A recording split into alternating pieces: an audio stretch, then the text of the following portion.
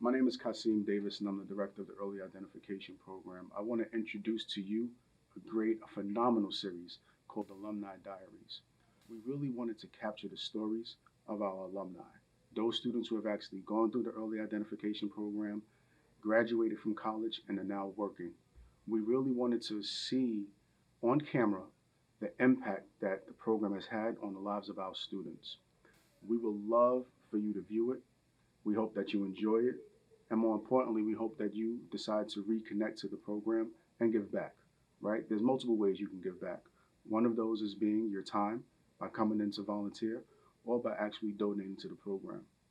Either way, reconnecting with you will be great. The other piece is just knowing that the second season will drop soon. And so we would love to get you on camera. We would love to hear your story. And we would love to hear about how the early identification program impacted you. Thank you.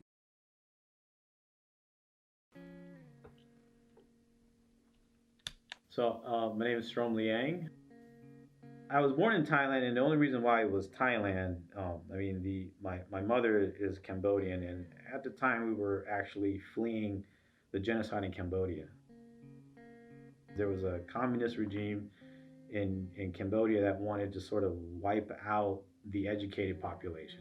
During that sort of genocide, if you had glasses, they thought you were educated.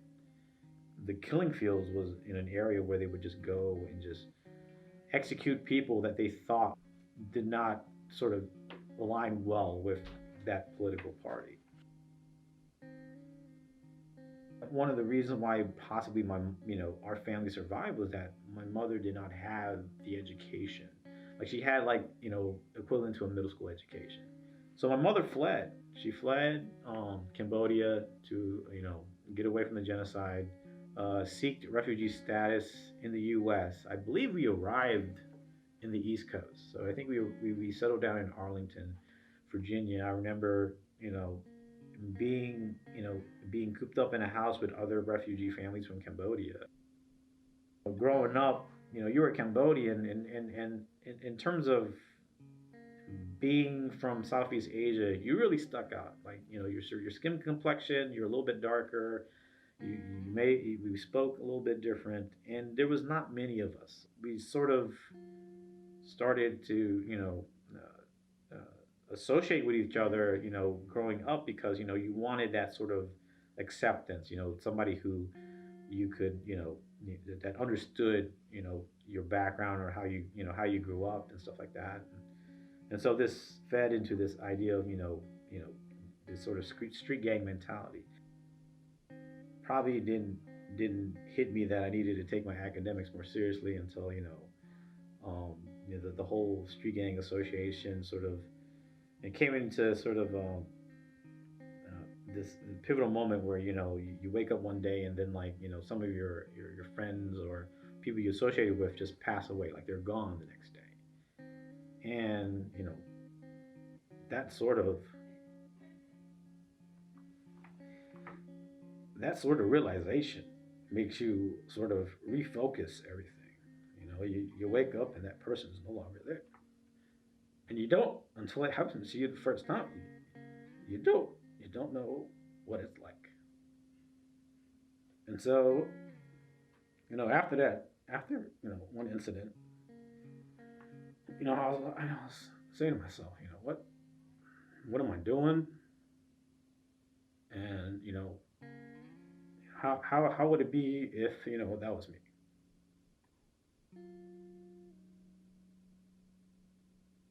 In the eighth grade, I would not have thought that I'd be going to college. I had not thought that I would be getting a PhD in physical chemistry, or doing scientific research. Like none of that. Going to college was nowhere in my thought process. I was not exposed to other people, other individuals that were similar to me, that were doing well in school, that were going to college, that were pursuing PhD degrees. I think that it's important, for programs like EIP to sort of go back and let these students know, like, hey, you can go to college it's possible. You just, sort of have to sort of make sure that you don't sort of jeopardize your opportunity. And that's the encouragement that you see at within the program. You did this, you can also do this, and it's sort of just to push everyone to sort of reach for their potential. My name is Amira Dalmazio. My dad is Italian, my mom is Moroccan. My mom held a degree from where she's originally from in Morocco, and she was a domestic worker in France. So she was working long hours with minimum pay. She didn't feel like she was improving, in the road of improvement. And for me, when I was in school, we had some encounters of I guess I should call it racism or discrimination. So she was really looking at the bigger picture and seeing where could my daughter, fulfill her dreams, whatever she wants to do without obstacles or at least the least amount. So she came to the United States for the American dream. She really sacrificed so much for me to move here. She really did it for me after all. Joining EIP was really life-changing. When we came here, it was just me and my mom that immigrated here. All of our family stayed overseas. Not only did we feel alone, we felt in a new country, in a new language. I did not speak any English when I got here. Neither did my mom, barely really. Joining the program really gave us that family that we were missing from back home and that guidance because the schooling was new, everything was new. So it's definitely life-changing. I came to the United States when I was 10 years old, 6th grade. 7th grade is when we first heard about the program. It was first starting out in Alexandria City, and that's when my mom was like, okay, we're definitely joining this program, and we applied for it, and now 9 years later, we're still part of it. Now when I try to look back, I always remember good memories, and that's something that you really remember with your family, and there are people that you grow with them, right? So with EIP, I started when I was in 7th grade. When I was a little girl, when I see my pictures, I say, oh, I thought I was so, all that and old, but I look at them, I'm like, I was a baby. So the reason why I call it family is because I really grew with them. I feel like she's my second mom, or maybe I should say sister, but when I see her, like, my heart softens up, which is the same way I feel when I see my family members. Once you're in, you never really leave. You're always in it. The most recent favorite memory was when I found out I got accepted into medical school. My boss, Mireya, she already knew I was going through the process and was always asking me, so did you hear back? Did you hear back? And I would always tell her, not yet, not yet, not yet. And then one day she's like, oh, did you hear back? And I casually tell her, yeah. And she goes like, so what happened? And I told her, yeah, it's good. And she started like screaming and telling everybody, and everybody was so excited for me, more than I felt like I was or my parents were. So that really was so heartwarming for me, and that is my favorite memory so far. My name is Ingrid Roque Oviedo. I'm actually graduating this year. Graduated with bachelor's in health administration and policy. My name is Rosa Roque. I graduated from George Mason University in 2013 with a Bachelor of Arts in Psychology and a Bachelor of Arts in Spanish, and I'm currently a case manager for Arlington County Department of Human Services. I believe I was 13 when I started EIP. One of the big reasons I came to EIP was because of my families. So I always saw like my siblings going to events like tutoring, AMP, and also like the weekend events. So I would always just tag along with them sometimes. I just kind of felt like EIP was like a family, and so it just kind of came naturally. And my mom was like, make sure that you apply to and get accepted. And so I kept up with my grades and everything to make sure that I was accepted. I felt like it was just something that we did as a family to be part of EIP. We're all good at various things. The oldest sister graduated in business management. We had one accountant, 2 civil engineers. I graduated with a degree in psychology, and the youngest graduated with a bachelor's degree in health administration. One of my favorite parts of the program would probably be the summer academy. Even though I had to give up, my summers and maybe not go on vacation, it's okay, but they made it in a way Like the experience was always like really fun. I think the part of the program that helped me succeed the most was probably um, the SAT prep and also helping with writing in the college essays. I knew I wanted to come to Mason, and already having that workshop of basically writing your or applying to Mason in front of other professors that know what the college that the university wants, it helped a lot. Basically helped us perfect our application so that we can get accepted to our dreams. I think one of the highlights for me, because as I said in the ceremony, once you're EAP, you're always EAP. And I think one of the highlights for me was when I came back and during college, I was an EAP tutor. It definitely allowed me to get closer to the program, knowing that I was paying it forward, giving younger kids the opportunity to achieve their goals of higher education as well. It's gonna be a lot of sacrifice, giving up your sometimes weekends after school and summers, but definitely stick with it. It's gonna be really worth it.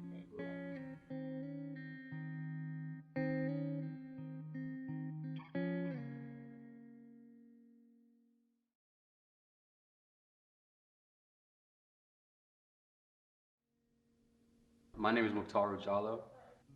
I'm an Arlington County native. I went to Wakefield High School, and now I'm back as a 9th grade and 10th grade English teacher. I've seen my parents work very, very hard. I was always inspired by them to want to do the things that they couldn't do. They always hammered home the point of going to college. Now, getting to college and applying to school and surviving on a college campus and so forth, those are all things I had to learn. I didn't go to George Mason University, but I never forgot what George Mason did for me growing up. Last year at the program, I saw, maybe about like 4 or 5 students that I ended up teaching this year. And the great thing about being a teacher is whether their students are in your classroom or not, you can always make an impact. They come to my classroom after school or before school, and it gives me another opportunity to not only work with students, but I see myself. It wasn't too long ago when I was in those same seats, working on my homework and getting help from the tutor. Kasim, I know him as Kasim, Mr. Davis, the director. He was my first real mentor that I ever had, especially as a person, a male of color in academia. That was very appealing to me. I had never seen really a person that looked like me in academia. I remember meeting him at Kenmore Middle School. I noticed his hat. He wears a cap often, and I was like, man, this guy has some style to him. And I was like, well, I should like speak to him. So I approached him, and we ended up talking. And before I knew it, man, he became a mentor to me, a big brother to me. And the EIP program was my first introduction into mentorship.